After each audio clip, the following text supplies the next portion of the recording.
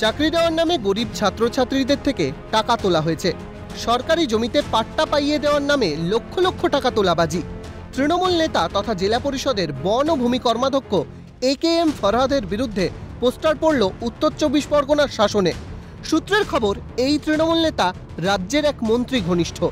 পোস্টারে উল্লেখ, এই প্রচার করছে তৃণমূলই।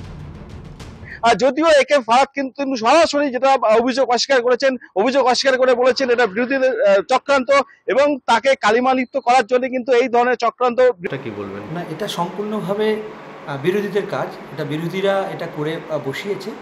আর অভিযোগ করা আর প্রমাণিত হওয়া আলাদা জিনিস।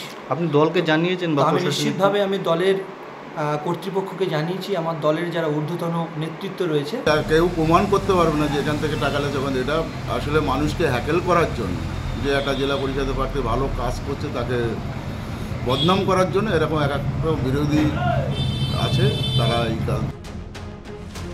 তৃণমূলের এক নেতা বলছেন, টাকা নেওয়া হয়েছে তা প্রমাণ করা যাবে না। তার মানে কি টাকা নেওয়া হয়েছে কিন্তু প্রমাণ ধুয়ে মুছে সাফ? এসব প্রশ্নের মাঝে মুখ খুলেছে বামেরা। 2011 সালের পরিবর্তনের সরকার আসার পর থেকে ওই 2 নম্বর ব্লকের মধ্যে বিরোধীদের কোনো পার্টি অফিস নাকি সব দখল করে নেওয়া আছে।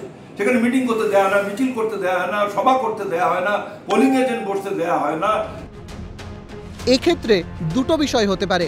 এক, শাসক বলেই বিরোধী নিশানায় বারবার, আর দুই, শাসক বলেই পেশির জোরে অপকর্ম, তোলাবাজি। দুর্নীতিতে জড়িয়ে শাসক দলের নেতামন্ত্রীরা আগেই জেলে গিয়েছেন, তাই দ্বিতীয় অপশনে নিশানা করাটা সহজ হচ্ছে বিরোধীদের। পঙ্কজ বিশ্বাসের রিপোর্ট, ক্যালকাটা নিউজ।